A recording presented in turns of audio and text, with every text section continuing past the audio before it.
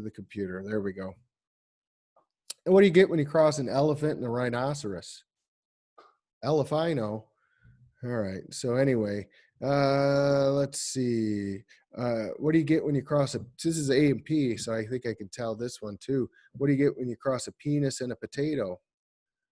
A dictator. All right. Well, anyway, we're recording now. I probably should have edited that out. All right. All right. So hopefully you enjoyed those two jokes. Thanks, Craig, for enabling that. I appreciate it. Everybody likes a good joke or two to keep them going. All right. All right. So let's keep her moving. Let's get through some joints and get you guys put to bed. All right. You can have your tapioca and get your diaper changed. And yep. Have a good night. Okay. Articulations, joints, chapter 9. Again, articulation really just is the fancy word for a joint. A joint is simply a bone and a bone meeting up together. It doesn't necessarily mean that we have movement. Okay, it's simply two different bones coming together. We can classify joints in two different ways. We can classify them based on what they're made of. So we can give them a structural classification. We can classify them based on how they function. In other words, do they move? Do they kind of move? Do they not move at all? All right. So generally, these classifications go together. So when we talk about a fibrous joint, we're saying that the joint must have a lot of fiber in between the bones. And that's exactly what we're talking about. Fibrous means where one bone meets another bone, there's a lot of fiber. So what we would see typically is the functional classification of a fibrous joint would be syn-arthrotic. Syn, S-Y-N, means same, right? Like a synonym is like the same meaning or whatever, right? So syn means together or with or same. So arthur, A-R-T-H-R, right? Like arthritis means inflammation of an articulation or a joint. So arthur is the combining form or the root. Well, arthro is the combining form. Arthur is the root for joint or articulation. Okay, so synarthroses, a joint, oses is like like relates to kind of like a condition of kind of like, the condition of joints being together or with one another. So synarthroses, okay. One is a synarthrosis and multiples are synarthroses.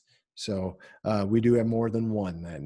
That's what that means. So synarthrotic means the bones are, in essence, fused together. They're immovable. So fibrous, synarthrosis, immovable. Okay, we'll look at examples of these in a minute. Next up, you have the cartilaginous amphiarthrotic group or amphiarthrosis. Remember, an amphi is kind of does, kind of doesn't, or partially in, partially out, right? So like an amphitheater is kind of indoors, kind of outdoors. You've got the amphibians live in water, out of water, or they can breathe in water or out of water. So amphiarthrotic joints are somewhat movable. We say slightly movable.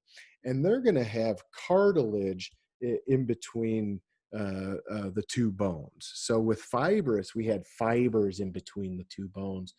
With cartilage, remember one thing about cartilage is it does provide some cushioning.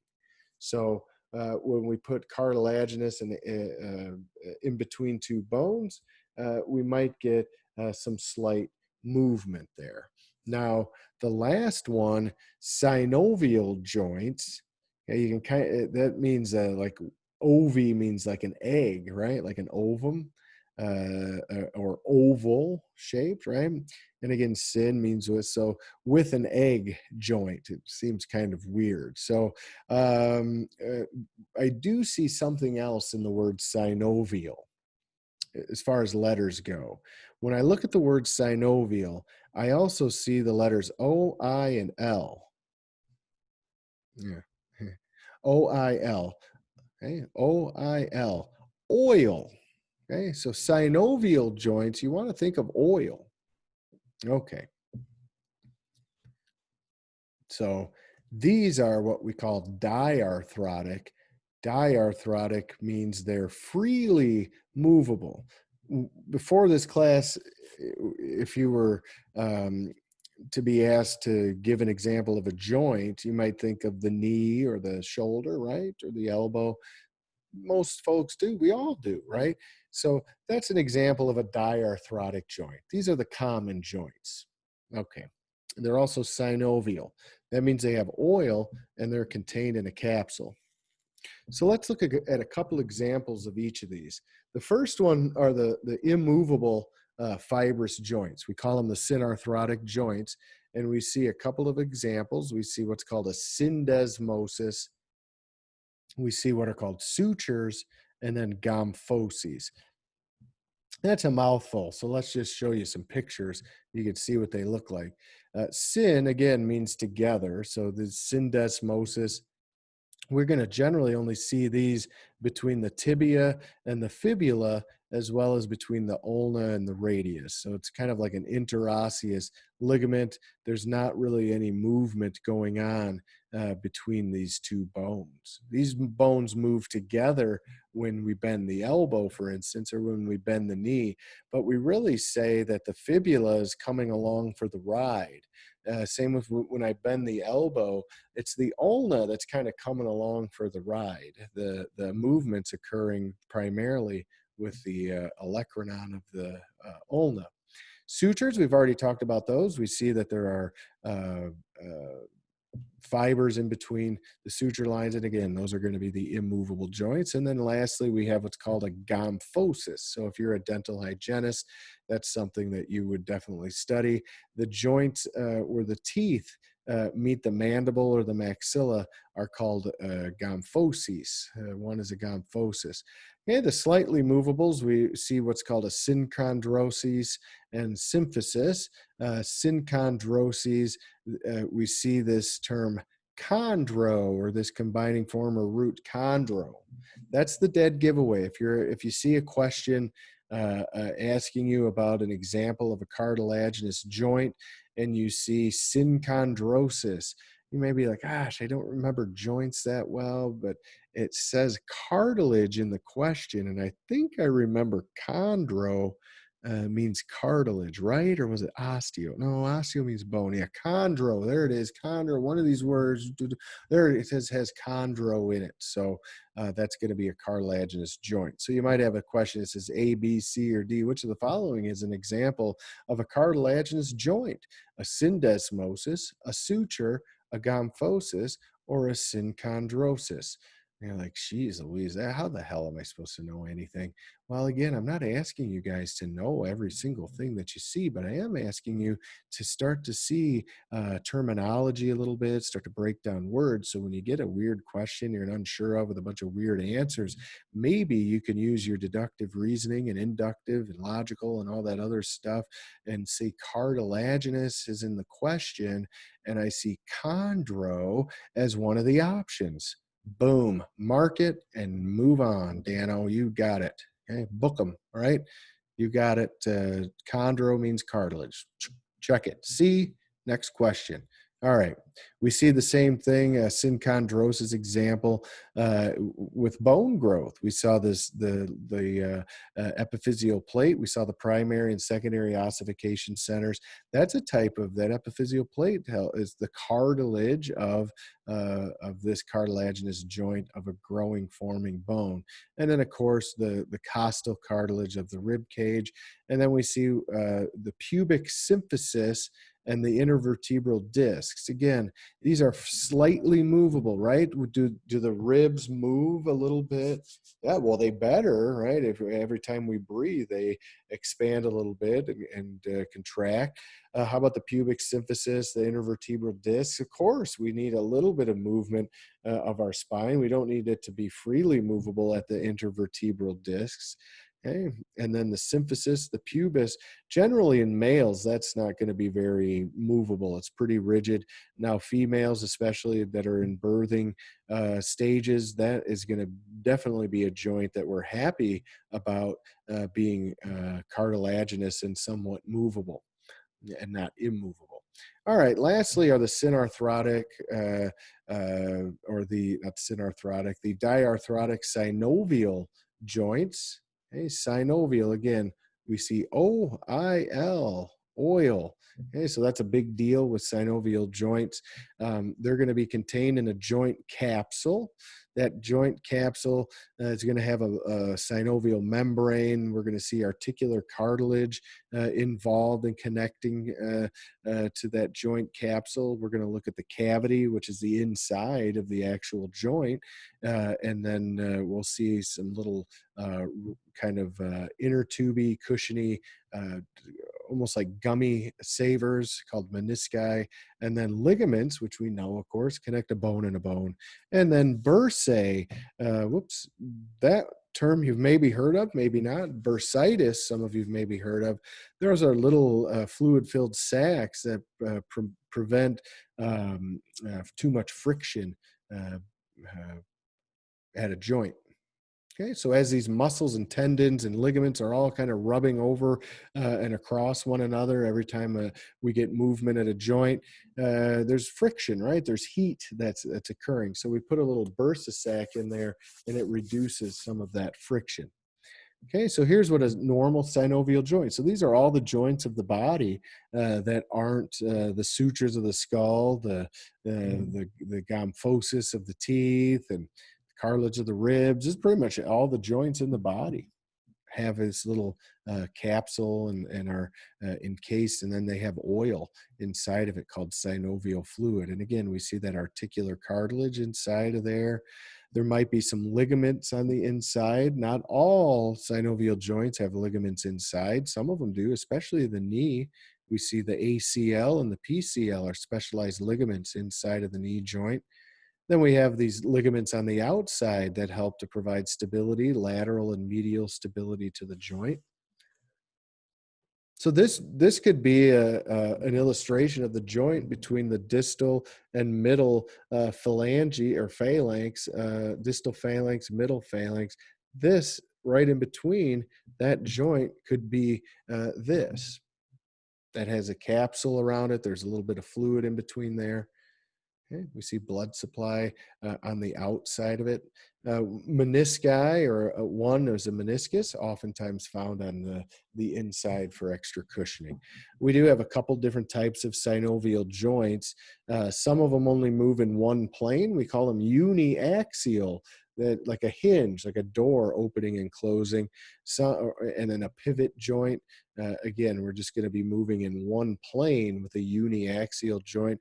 Biaxial, we're going to get a couple planes of movement. The saddle joint, we find that in the thumb, that carpal bones and the first metacarpal. We have what are called opposable thumbs. So we can do this with our thumbs. We're the only primates that can touch the thumb with the pinkies. Okay, that can do this. No primates can do that. They can only kind of go up and down like this. That's called opposition. So that's a saddle joint that allows that to happen. Okay. And then a condylar or ellipsoid joint, which we'll look at shortly.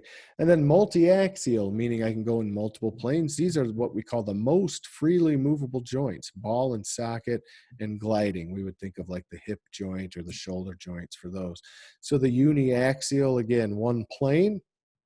We see this as the elbow joint is an example of a uniaxial joint. And then the pivot joint, we may see that with the atlas and the axis, or C1 and C2.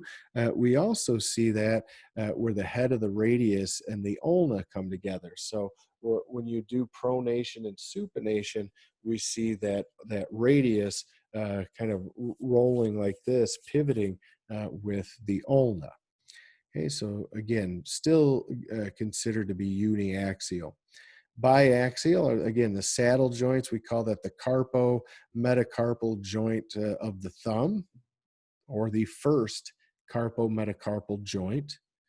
Okay, it's a saddle.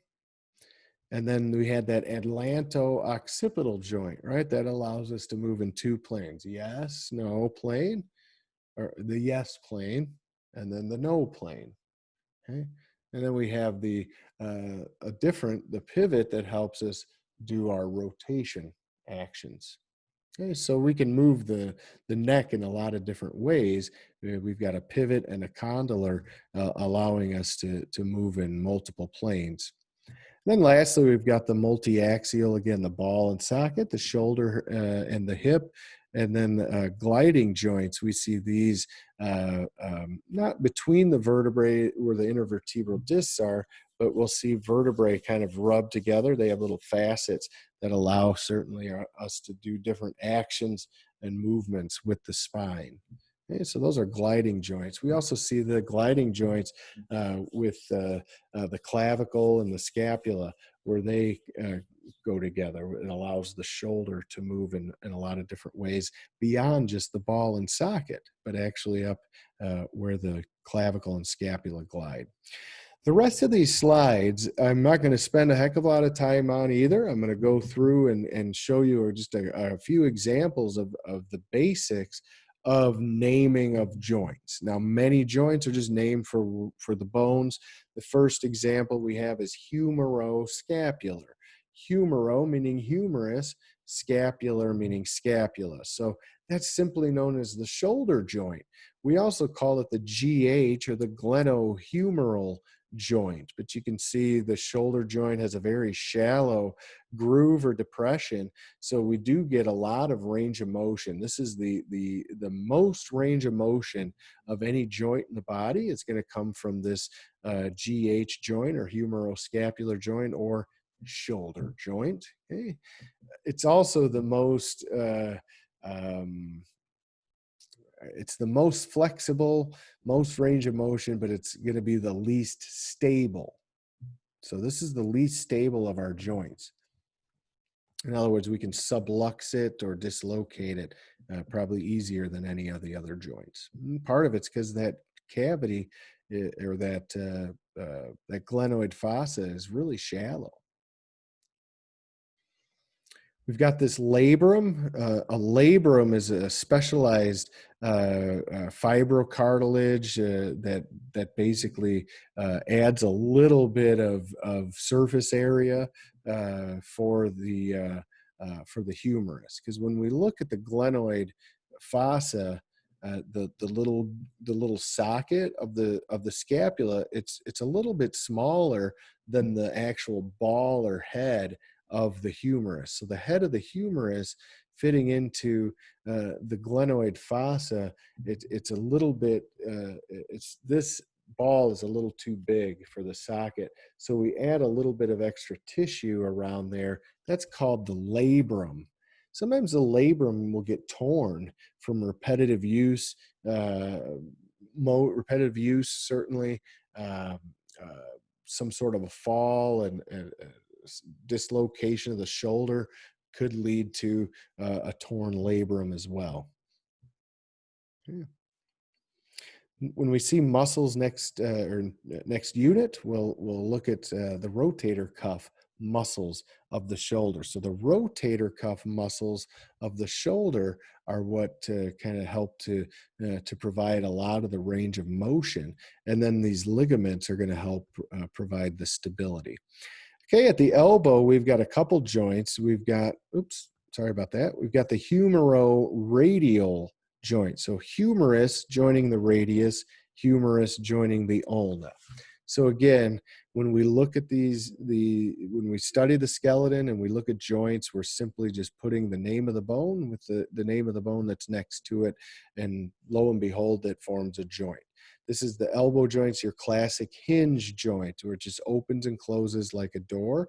We see the olecranon or the ulna or the elbow, and then we can see the what we call the trochlea of the humerus. Yeah, and there's that term bursa again. Bursa is one of those. It's a tiny, kind of gelatinousy filled mini M&M that is going to be between ligaments and tendons, and is going to reduce friction. So some people get bursitis in the elbow because of repetitive use, meaning there's a lot of friction. And so the bursa sacs, they can't keep up with the excess amount of friction, so they might get inflamed a little bit, just like we do, right? When you guys are overworked, you get inflamed. Well, the same thing happens with a lot of our body tissues. When they get overworked, they get inflamed. So an olecranon bursa, olecranon. So if you were asked on an exam, where in the body would I find an olecranon bursa? Olecranon bursa, that sounds like in fact, I think that was one of the was she in Stargate, SG1, olecranon bursa? I don't know, maybe she was in Thundercats, but regardless, she's also found at your elbow. So if you were asked where's the olecranon bursa found, not planet Melodeck, she's found in the elbow galaxy. So olecranon means elbow. So if you had shoulder, hip, knee, or elbow to pick from, and that's all you were given, olecranon bursa is found where? Process of elimination, boom, you know olecranon means elbow. It's even got an L in it and an E, just like elbow. All right. Let's see, distal, proximal and distal radial. There we go. Joints of the wrist. Again, we would just call those radio. Well, we can have the radius and the ulna coming together. That's what those previous ones talked about. I'm not that concerned that you know these. Again, if you just saw radio ulnar joint, you would know we're talking about the radius and the ulna coming together. Now you would need more detail because the radius and ulna come together at the proximal end, closer to the humerus, and they come together down here closer to the carpals. So you'd have the proximal radioulnar and then the distal radioulnar. All right, that takes you to the radiocarpal joints. The radius has more of the foundational aspects of articulation with the carpal bones. So again, we do see the radius forming the majority of the connection with your carpal bones of the wrist. And again, not all 8 of them, just a couple of them. There's a nice x-ray. You can see some of these carpal bones articulating nicely with that distal end of the radius. We can see the ulna has a little bit of play there with the pisiform, but the pisiform, by the way, that's that again, you don't need to know any of these, but if you follow the ulna down and you hit that, there's one that's like a bump right there, right on the palm, kind of on the pinky side, right at the wrist, right? There's a big bump that sticks out. That's the pisiform or pisiform. Okay. Here, let's see. Carpo-metacarpal. So that just means the wrists coming together with the hands. So where the wrists meet the hands are the carpo-metacarpal joint. And again, that first carpo-metacarpal joint of the thumb is going to be that is going to give us opposition, the opposable thumb. It's what we call a saddle joint. Okay. And then we have a metacarpal phalangeal joint. All right, hip joint, knee joint. Hey, again, hip joint, extremely deep. It's a ball and socket joint. We see a lot of ligamentous material. Again, ligaments help provide stability. Let's see. all of the stability from that, from those ligaments. And again, when with osteoporosis, we see bone density in this area depleted, and then usually grandma doesn't fall and break her hip. Usually the decrease in all that bone density is going to cause any amount of weight that grandma distributes onto that leg may be enough to cause it to just break or crumble. And at that point, then grandma falls. So grandma actually doesn't fall and break her hip. She actually breaks the neck of her femur, and then she falls. So let's see, knee joint, the most complex, certainly, joint of the body. We do see several items going on other than the three bones. We see these major ligaments on the medial and lateral aspects. And then we also have some menisci. We have a medial meniscus cushion and a lateral meniscus cushion. And then finally, we see the ACL and the PCL in through here. And again, cruciate means crossed. So the anterior cruciate ligament crosses in front of the posterior cruciate ligament. And that ACL is oftentimes what gets torn when we get some sort of planting of the tibia, and we still get movement of the femur, whether it's forward or and in some direction. This is planted. This twists or turns or moves, and that could cause the ACL, and usually the PCL gets torn too. We also see side impact collisions that will overstretch and cause tears of the usually it's the medial meniscus and the medial collateral ligament. They call it the MCL. Okay. So anyway, the knee has to be extremely stable. It puts up with a lot of body, a lot of weight distribution in this area. So yeah, knee is very well protected, but it's also very complicated and is susceptible to injury for sure. You can see the inside of the knee joint. We see the patella kind of embedded in some of this tendinous material of the thigh muscles or quadriceps muscles. Then we see these big hamstring muscles back here. And we can see a meniscus in through here, calf muscle right in through here. Yeah. So again, this is, you can't tell here, but this is encased in a capsule. Here's the capsule edges right here. So this would have fluid in it.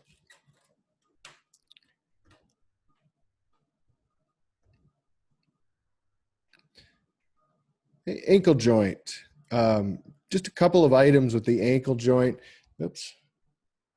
Here's the largest. All right. Well, we'll stay on this one. No, we'll go on this one. Talks about ankle injuries. As far as movement of the ankle, we can either point the toes away from us or point the toes towards us. When we point the toes away from us or stand on our tiptoes, we call that plantar flexion. So when you're on your tiptoes or have high heels, you're in what we call plantar flexion. And then when we come back towards our faces, they call that dorsiflexion. The ankles can do a little bit of inversion and eversion. And inversion simply means it's like when you roll your ankle, right? When your ankle kind of slips out from under you, and that's called inversion. Eversion is when you put your ankles and your feet going kind of out away from you. So those aren't that common of movements, right, of the ankle. Typically, we think of the ankle as doing dorsiflexion and plantar flexion, but it is capable of a little bit of inversion and eversion. When eversion and inversion, if one or the other of those goes too far, usually it's an inversion sprain, right? Usually we would roll the ankle or invert it too far. That's an ankle sprain, and we see usually first, second, and third degree strains or sprains. Okay, first, second, third degree ankle sprain, a sprain with a P. the first, just like we saw with burns, first degree is going to be the most minor, third degree is the most major. A first degree ankle sprain, you rolled your ankle a little bit, maybe you're mowing the lawn, you stepped in a little pothole, or out in the yard or something, little animal holes, whatever it might be, or you're walking down on a curb, you step off a curb rung, you roll your ankle a little bit. Yeah, it's a little sore, maybe a little tender. You might need to ice it, you might need to rest it a little bit, but chances are you're going to be fine. It may be a little sore for a day or two. Second degree, we've gone a little far, so we overstretched the ligaments a little bit. Second degree, we stretched them a little too far. That might require a little more treatment, a little more physical therapy, icing, etc. Then lastly, that third degree, we might get an actual complete tear of the ligament, and that may require some surgery. So vertebral, intervertebral discs, we see a couple of key features there. We have the disc is also enclosed. It's fibrocartilage, so we do see some fibers in there, but there's a pulpy nucleus. They call it the nucleus pulposus. It just means pulpy nucleus. It just means there's a lot of little fibrous fibrocartilage pulp inside of the nucleus. And then we have the fibrous outer ring. When the nucleus pulses, so when the nucleus pushes through, that's when we have a herniated disc. So we can see that nucleus pulp kind of pushing through, causing a herniation. This usually happens because of, again, a distribution of pressure problem, locomotion or range of motion, action, movement issues, improper body mechanics. We also see it with deterioration of the vertebrae, can oftentimes cause a difference in pressure and weight distribution. You can squeeze that pulp. Yeah. So range of motion, we can measure range of motion. I'm not going to go through too much of this stuff. I want to just touch on it briefly. If you are going to go into physical therapy, if any of you are PTAs or going to go into orthopedics, rehabilitation, any of that type of therapy, you definitely would take courses in biomechanics and kinesiology, so you would get more than obviously this. So most of you as nurses, probably won't work. You might work in orthopedics, you might not, but for the most part, nurses aren't going to need to know a heck of a lot about joint action terminology and measuring joint, measuring range of motion with a goniometer and all of that. So I do want to just introduce you real quickly to flexion, extension, and hyperextension. Flexion of a joint just means we're decreasing an angle of a joint. So for my fingers, for instance, they're at 180 degrees. I decreased to 90 degrees. Now I'm at 0 degrees. So I'm decreasing the angle, just like my elbow. It's 180. Now it's 90. Now it's 45. That's flexion. If I go the other way, it's called extension. So extension increases an angle. Hyperextension goes past that 180 or that 0 mark and goes beyond the set point. Hyperextension is normal for some joints, like my shoulder joint. If I bring my arms forward or my shoulder forward, that's flexion. When I bring it back, it's extension. But when I put them behind me like this, that's simply called hyperextension. That's normal. Now with a hinge joint, so that's a range of motion specialist, right? The ball and socket joint. So they should be able to perform all of those ranges of motion. Whereas the hinge joint, which isn't a range of motion specialist, it pretty much can just go in one axis or one plane around one axis. Hyperextension would probably not be something that is normal. So if you hyperextend a knee or an elbow, that usually requires a little bit of time off at the very least. All right, plantar flexion and dorsiflexion we talked about with the tip toes and the ankles and the heels. Abduction, adduction, that means take away from the midline. Abduct, adduction means bring to the midline. Okay, so abduct, take something away. Adduct, bring something towards. Okay, so the rest of these just go through some images. You can look at them if you want. I don't have much else regarding joints. That's really all I wanted to get through. We have a couple here with protraction and retraction. Like retract is to hold your jaw back, like retract your statement, pull it back. Protraction is sticking your jaw out. Okay, elevation, close your mouth. Depression is open the mouth. Okay, elevate, depress. Okay. A depression is also a groove in a bone. We see that as well. It also has to do with a joint action. Also has to do with a mood. So depression has something to do with down, right? Your hyperextension of the spine, completely normal. Right? When we get rotation, okay, there's abduct. He's taking his arm away. Adduct, he's moving it towards. Okay. We have circular movements, rotation and circumduction. Supination is palm up. Pronation is palm down.